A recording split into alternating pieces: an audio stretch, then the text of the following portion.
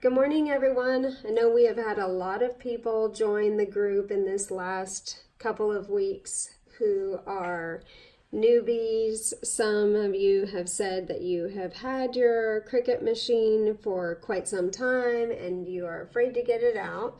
I thought I would do a easy background stencil with a bat as Halloween is coming up, and that would help you all to get going.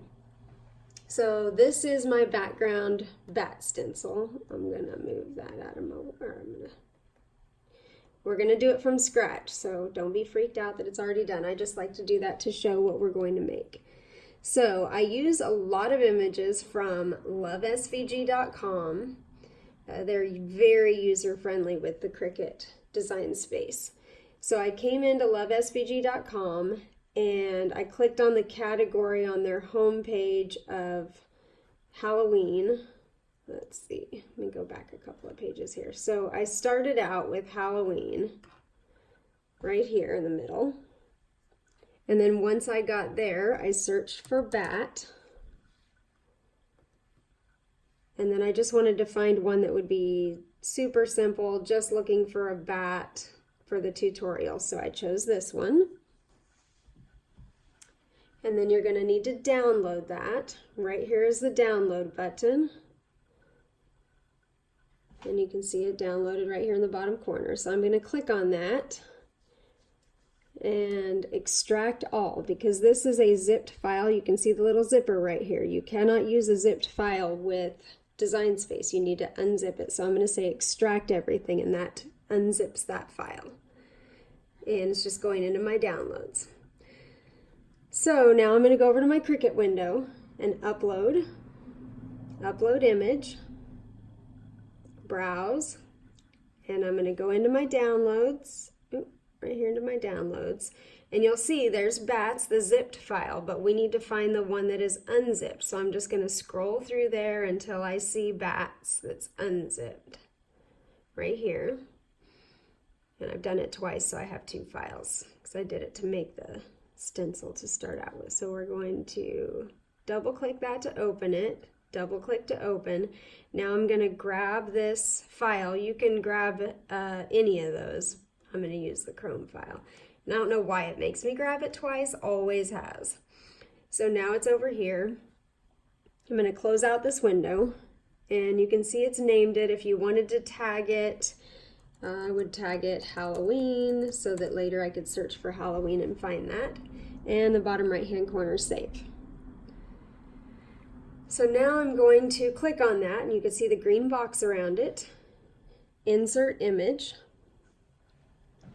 And then this particular image happens to be a group, so we're not going to need to slice any of that out. But what I'm going to do is I'm going to click on it. You can click on it here, put that around it, or you can click on it over here in the layers panel, the group, and I want to ungroup that right here at the top so that I can delete the parts I don't want. I'm going to get rid of these parts. So I just drew a box around them, or as I said, you can grab them in the layers panel, but when there's a lot going on in the layers panel, I will typically just draw a box around them. And let's see, I'm going to, you see that has the white of the eyes, and I really don't want that because I'm going to not want to mess with cutting out those teeny tiny little eyeballs. So I'm going to go ahead and just delete these pieces, delete, and now we're going to cover in those holes. So I'm going to get a shape on the left, a circle.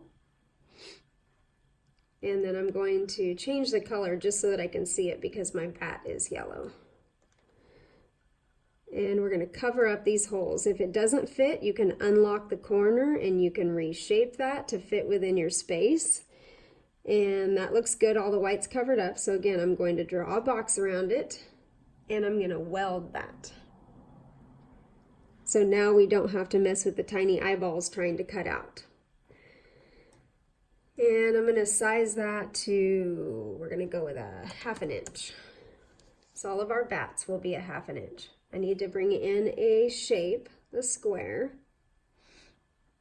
And even though I make my stencils 5.5 inches when I'm designing, I like to do 5.25 so that I know I stay within a good border.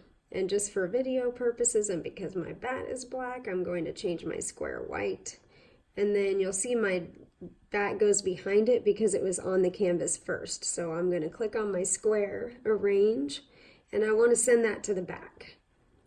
Now, this is very easy, and then it's just a matter of visual preference. You can line up all your bats, duplicate them, and you can align them. You would align all the bottoms, and then we'll move a couple. Oh, actually, we didn't need to align the bottom just yet. We'll do it again because I'm going to move them around a little bit. So now if you want to draw a box around those guys, align, and you can align the bottom, and then you can also, you see how they're not spaced out properly, so you can distribute them horizontally and you'll see them jump. So now they're spaced evenly. And if you wanted to have your bats spaced evenly, you could do it that way, and then you would group those guys and duplicate rows. And you could have them spaced evenly. And then let's see, that wouldn't, oh, actually we'll make it a little smaller. You don't really want to make them too much smaller after you've done that because then your bats are going to end up tiny. So we're going to move one of those over. So you could move these guys to the left, move these guys to the right, and then you could just keep duplicating these rows. So I'm going to duplicate that one. I'll show this the scattered way, which is often called confetti also. And we're just going to duplicate a few more rows until we have that box filled up, our stencil. Maybe one more. Okay, so now what I'm going to do is I'm going to grab every other row. This row, I'm holding down my shift key because I want to grab every other row, every other bat. And I'm going to align left. And then now I'm going to take this one that I placed at the edge and I'm going to grab every other. And I'm going to align them on the left also because this left corner is where I want them to all line up. You could align them right, but then you'd have to move the whole group over. So we're going to align those to the left. So now we could draw your square around this, weld these guys together. And that's going, my internet's kind of slow. Now I'm going to make my square bigger because I just used that little bit smaller size to design and make sure I'm within a border. So now I've got it 5.5 inches, which is what I like. Draw a square around the whole thing, align, and we're going to center those. And so now I have a nice border around those. You would simply, at this point, attach. You will see that sometimes people will slice that. The downside to doing that is if you change your mind later, you've already cut all of your, here, let's go back, I'll show you what I mean. So if you were to take off, let me duplicate it so I have two of them, move that one over there. So this one I'm going to slice, and then you would typically, you could either hide them with the eyeball, but usually what people would do is they would get rid of these, they would delete them. So now this is your stencil you're left with. Well, if you decided later that you wanted to change something about it, you've got to now slice this out of another square, and it's kind of a pain. So instead of doing that, let me make sure those are still centered. Centered, because I think I moved it, I did.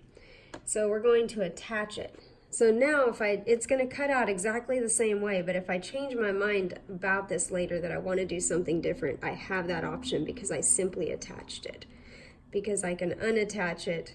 It is welded, but I could cut out a row and move it or do whatever. So that is one way to do that. I'm going to get rid of this sliced one. If I wanted to do it scattered around like this, I'm going to again insert my square, and I will make that 5.25 so that I can design within the borders. Make that white so we can see our bats, and you can see it in the video. And now I'm going to, I need to get my bat again, so I'm gonna go to my images and grab that, got the green square around it, insert images. And again, we're going to ungroup that, and I'm going to delete this one. I should have duplicated my bat before I welded them all in there for the video, but anywho, that's all right. We're gonna get some practice with welding. Shapes, circle, unlock that corner, and make those eyes cover up all of the white. Again, if you need to see better, you can always change the color of that to something other than close to black. And we're gonna weld that. If you were cutting this out of plastic, you don't even really have to mess with the eyes because it is going to cut them and it's going to take time and it's going to use your blade. But the end result would still be the same if you didn't weld it. I like to weld it because I don't want it cutting all of those and I don't want to be using my blade. 1/2 inch right up here, size 1/2 inch. And now I'm going to duplicate and just make a bunch of these guys. Then you are going to randomly place them until you get something you like. And we're going to just pretend I kept placing those. You're going to keep duplicating and you're going to keep placing them until you like where they are. Trying to grab those and it keeps unclicking them. Okay, well, I'm not going to mess with that. So you're going to keep placing those over there. And you're going to do exactly what we did down here. Once you have them all exactly where you want them, you are going to, oh, I forgot I already did it. You're going to place a box around all of them.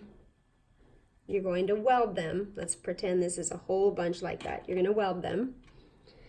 And then you're going to draw that box around everything you have there. Align, center, and then you're going to again attach. So once you have all of those exactly where you wanted them, and I had already done this. This one was actually sliced, so I could show you that, but I ended up rebuilding it with the rows. So that is how you are going to make a confetti or just a rose of bat stencil. If you have any questions, place them in the comments, and happy Halloween creating.